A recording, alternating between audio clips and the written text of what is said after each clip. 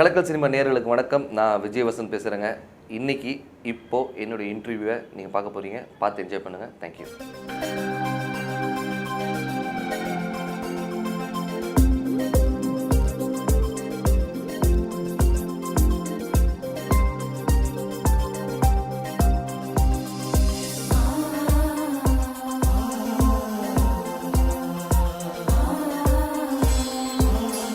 அதாவது சென்னை 28 தான் வந்து நாங்கள் வந்து ஒரு ஃப்ரெண்ட்ஸ் எல்லாமே ஒரு ஃபேமிலி மாதிரி ஆனோம்.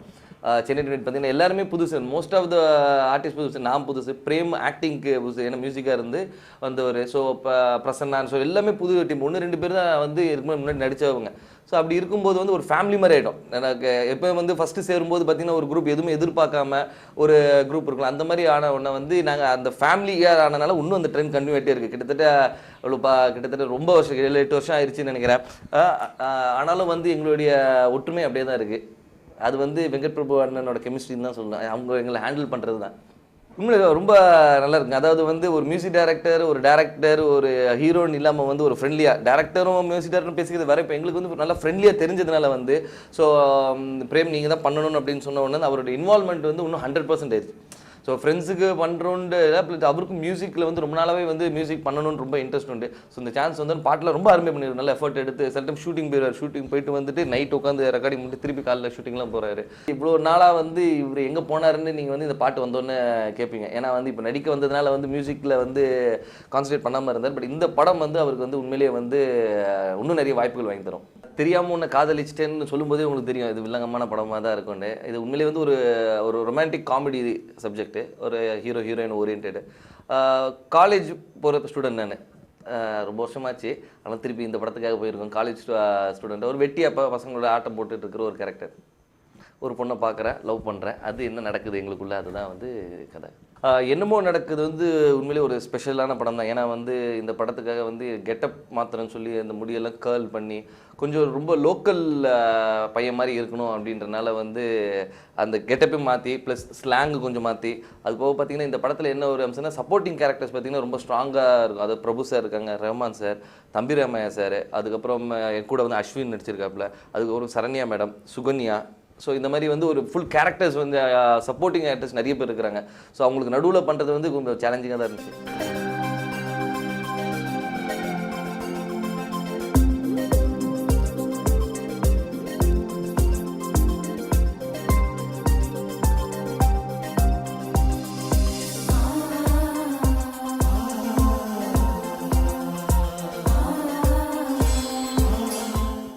பிரபு சாரோட வந்து எனக்கு காம்பினேஷன்ஸ் அமையல, ரொம்ப பெருசாக இல்லை. ஆனால் உண்மையிலேயே சரண்யா மேடம், ரஹ்மான் சார் கூடலாம் இருக்கும்போது கொஞ்சம் பயந்தாக இருந்துச்சு. சீனியர் ஆர்டிஸ்ட்டு நிறைய பெர்ஃபார்ம் பண்ணியிருக்கிறாங்க, அவங்களாம் அசால்ட்டாக பண்ணிட்டு போயிடறாங்க டேக்கில். ஸோ நம்ம ரொம்ப கஷ்டப்பட்டு கொஞ்சம் பயத்தோடு தான் பண்ணேன். நல்லா வந்திருக்குன்னு நினைக்கிறேன். டிப்ஸுன்னு எதுவும் இல்லை, நல்ல கான்ஃபிடென்ட்டாக பண்ணுன்னு என்கரேஜ் பண்ணிட்டு இருந்தாங்க. லைக் அந்த சீனியர் ஆர்டிஸ்ட்ன்ற ஒரு இது இல்லாமல் வந்து நல்லா என்கரேஜ் பண்ணி இது இப்படி பண்ணால் நல்லா இருக்குமே சொல்லி இம்ப்ரோவைஸும் பண்ண வச்சுருக்கிறாங்க. அதனால் வந்து அவங்க கூட இருக்கிறது வந்து உண்மையிலே ஒரு நல்ல லக்கின்னு தான் சொல்ல முடியும். ஏன்னா வந்து இந்த மாதிரி ஆர்டிஸ்ட் கூட இருந்து நம்மளையும் கொஞ்சம் என்கரேஜ் பண்ணி இப்படி பண்ணலாம், நல்லா பண்ணலாம்னு சொல்லி மோட்டிவேட் பண்ணியே நல்லா பண்ண வச்சாங்க.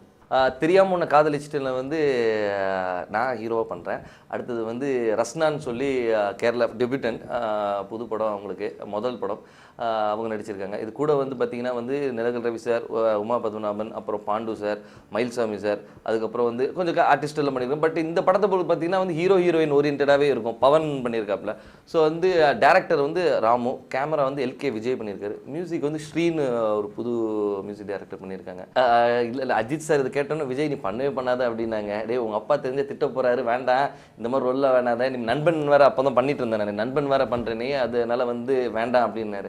இல்லை சார், ஆனால் நான் அப்போ வெங்கட் பிரபுவோட படத்தில் ஏதாவது ஒரு இதில் பண்ணியே ஆகணும், நான் அதனால் நான் எது வேணால் பண்ணுவேன் அப்படின்னு.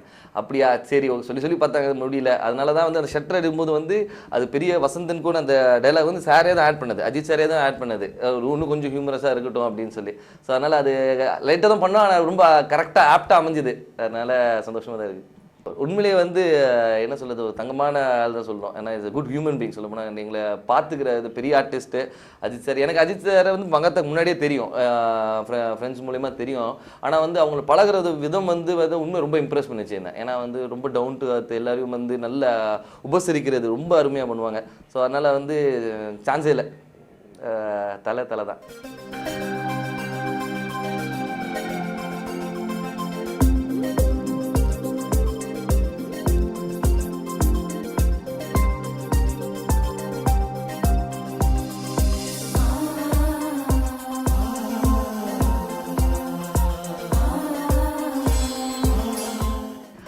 ரொம்ப நல்லா இருந்தது. பட் என்னன்னா பார்த்தீங்கன்னா, எனக்கு விஜயனுக்கும் காம்பினேஷன்ஸ் வந்து ரொம்ப கம்மி. எனக்கு நான் 4 டேஸ் ஷூட்னால வந்து இப்போ நாங்கள் நேரில் நின்று ஸ்க்ரீனில் நடிக்கிற மாதிரி இல்லை. ஸோ அதனால் வந்து எனக்கு அவங்களுக்கு இல்லாத டைம் தான் எனக்கு ஷூட்டிங் இருந்துச்சு. ஸோ அந்த மாதிரி இருந்தனால இல்லை. பட் ஜென்ரலாக வந்து மீட் பண்ணும்போது வந்து அவங்களும் உண்மையிலேயே சூப்பர் டைப்பு. எனக்கு தெரிஞ்சு ஏன்னா இப்போ அடுத்த ஸ்டார் லெவலில் பெரிய லெவலில் இருக்கிற 2 பேர் கூட நடித்தது வந்து உண்மையிலே பெரிய விஷயமா தான் இருக்குது. விஜயனை பார்த்தீங்கன்னா ரொம்ப சைலண்ட், வெரி டவுன் டு அர்த், ரொம்ப பேச மாட்டாங்க. ஆனால் வந்து இந்த நண்பன்லேருந்து பார்க்கும்போது நல்லா ஜாலியாக இன்ட்ராக்ட் பண்ணுறாங்க. ஆனால் வந்து ஷூட்டிங் ஸ்பாட்டில் பார்க்கும்போது சங்கர் சார் வந்து டோட்டலி டிஃப்ரெண்ட்டாக இருந்தேன். நான் ரொம்ப பயந்துகிட்டே போனேன். ஆனால் அவங்க வந்து ஒவ்வொரு கரெக்ஷன் சொல்லும்போது கூட வந்து டென்ஷன் ஆகாமல், இல்லை இப்படி பண்ணுறீங்க, நம்ம மிஸ்டேக் என்னன்னு நமக்கு சொல்லி காட்டி அதை கரெக்ட் பண்ணாங்க. ஸோ அதனால் வந்து ரொம்ப இம்ப்ரெஸ் ஆனேன். ரொம்ப பெருமையாக இருக்குது அவர் கூட நடித்தது. கண்டிப்பாங்க ரஜினி சார் கூட ஏதாவது ஒன்று அட்லீஸ்ட் ஸ்க்ரீன் பின்னாடியாச்சும் இப்படி போய் நின்றுணுன்னு ஒரு ஆசை ரஜினி சார் படத்தில். கண்டிப்பாக அது ஒன்று இருக்குது. என்னமோ நடக்குதுல தடவை ஆக்ஷன் ட்ரை பண்ணியிருக்கிறேன். பறந்துலாம் அடி வாங்கியிருக்கேன், அடிக்கவும் செஞ்சுருக்கிறேன். ஸோ அதனால் ஆக்ஷன் ஃபுல் ஃப்ளேஜ் ஆக்ஷன். இப்போ மதில் பண்ணி பார்த்தீங்கன்னா ஆக்ஷனால் பட் ரன்னிங் தான் நிறைய இருக்கும். ஸ்ட்ரகிள் வந்து கிளைமேக்ஸில் மட்டும்தான் ஒரு ஃபைட் இருக்கும். பட் இதில் வந்து கொஞ்சம் கேரக்டரே கொஞ்சம் சூடான கேரக்டர் மாதிரியே காட்டுறதுனால வந்து கொஞ்சம் ஆக்ஷன்ஸ் நிறைய இருக்குது இந்த படத்தில்.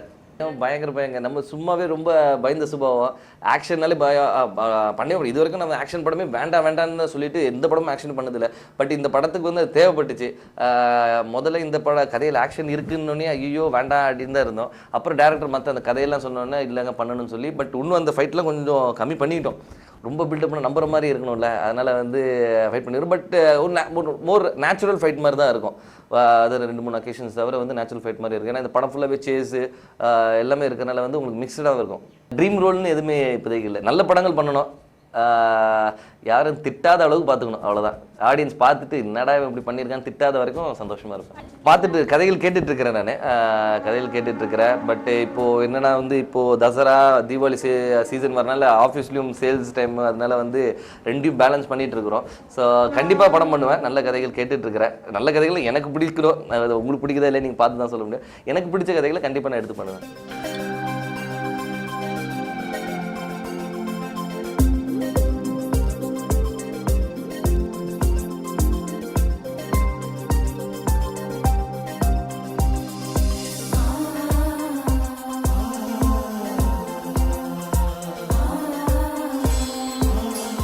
சினிமாவில் ஃபஸ்ட் டைம் நான் சென்னை 20 தான் என்னோட ஃபஸ்ட்டு படம். ஸோ வந்து எனக்கு டோட்டலாகவே டிஃப்ரெண்ட். ஒவ்வொரு நாளுமே வந்து எனக்கு டிஃப்ரெண்ட்டாக தான் இருந்துச்சு.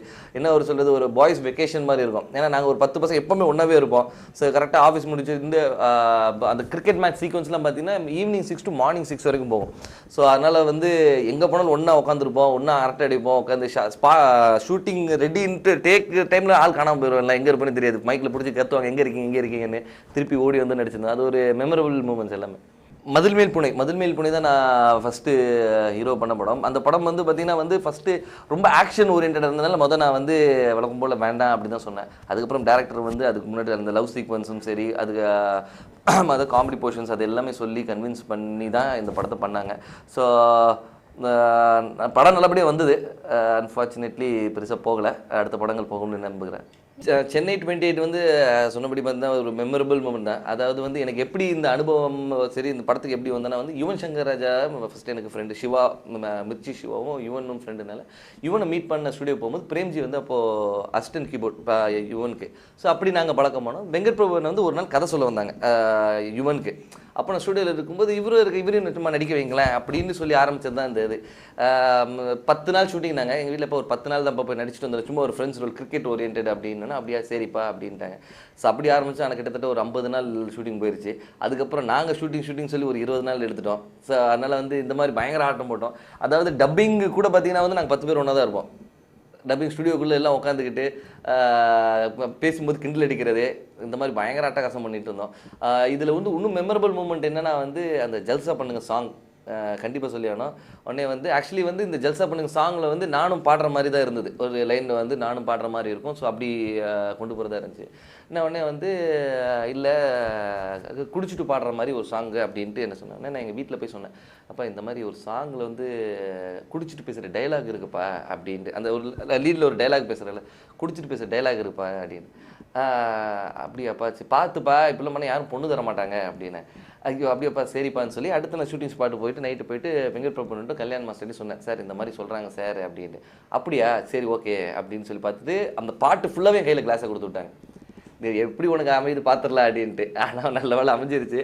ஸோ அது வந்து மறக்க முடியாது. எனக்கு 2 நாள் ஃபுல்லாக சிரிச்சு எங்கே போனாலும் கிளாஸும் கையுமே என்ன விட்டுருவாங்க. அது இப்படிவா அப்படிவான்னு சொல்லி வந்து நல்ல எக்ஸ்பீரியன்ஸ் அது.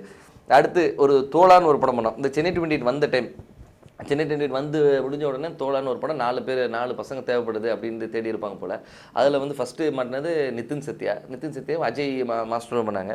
அதுக்கப்புறம் வந்து பிரேம் வந்து மியூசிக் கம் ஆக்டிங் என்னன்னா அவர் வந்துட்டார். நான் இல்லை வரல, நான் இல்லைங்க பண்ணல அப்படின்னு சொல்லிகிட்டே இருக்கும்போது, இல்லை சார் வாங்க சார் நம்ம ஜாலியாக பண்ணலாம் அப்படின்னு சொல்லி தான் ஆரம்பிச்சு இந்த தோளான்னு ஒரு படம் பண்ணோம். அதுக்கப்புறம் வந்து நம்ம பெருசாக நாடோடிகளை பற்றி சொல்லி ஆகணும். சென்னை 28 படம் ரிலீஸ் ஆகி ஒரு ப்ரிவ்யூ ஷோலேயே வந்து சமுத்திரன் வந்து தம்பி நான் ஒரு படம் பண்ணுறேன், அதில் நீ தாண்டா பண்ணுற அப்படின்னாரு. நான் வந்து சென்னை 20க்கு அப்புறம் படம் பண்ணுறேன்னா கூட நான் முடிவு எடுக்கலை. ஏன்னா வந்து ஆஃபீஸு அந்த இதை யோசிச்சுட்டு இருந்தோம். திருப்பி 2 வருஷம் கழிச்சு சமுத்திரன் கூப்பிட்டு தம்பி இதுதான் படம் பண்ணுறோம், நீ இந்த ரோல் பண்ணுற அப்படின்னு சொல்லும்போது ரொம்ப சந்தோஷமாக இருந்துச்சு. அதாவது 2 வருஷத்துக்கு முன்னாடி ஒரு படம் நடித்து ரிலீஸ் ஆகிற அன்றைக்கே வந்து நீ அடுத்த படம் பண்ணுறேன் அப்படின்னு சொல்லிட்டு 2 வருஷம் கூப்பிட்டு இந்த நாடோடிகள் பண்ணுறது பெரிய எக்ஸ்பீரியன்ஸ் இருந்துச்சு. சமுத்திரகனியான ஒரு பக்கம், சசிகுமார் சார் ஒரு பக்கம், அவங்களோட பேலன்ஸ் பண்ணி பண்ணுறது ரொம்ப எக்ஸ்பீரியன்ஸு ரொம்ப அருமையாக இருந்துச்சு. நல்ல லேர்னிங் ப்ராசஸாக இருந்தது. சமுத்திரகனி அப்படின்னா வந்து அப்படியே நடிச்சு காட்டுவாங்க, இப்படி பண்ணுப்பா, இந்த மாதிரி வரணும், இந்த மாதிரி வரணும்னு சொல்லி. ஸோ அவங்கள பார்த்து பண்ணுறது ரொம்ப சில இதில் ஈஸியாக பண்ணிட்டோம், சில இது ரொம்ப கஷ்டப்பட்டோம். ஆனால் வந்து நாடோடிகள் வந்து உண்மையிலே ஒரு பெரிய ரெக்கக்னேஷன் கொடுத்தது எனக்கு. ஸோ அதனால் இந்த இடத்துல வந்து சமுத்திரகனனுக்கு என்னுடைய நன்றி கண்டிப்பாக தெரிவிச்சாகணும். வெங்கட் பிரபுவனை எப்படி இன்ட்ரடியூஸ் பண்ணி விட்டாங்களோ, அறிமுகப்படுத்தி விட்டு எனக்கு ரெக்கக்னேஷனும் வாங்கி கொடுத்த இவங்க 2 பேருக்கும் வந்து ரொம்ப தேங்க்ஃபுல்லாக இருக்கேன்.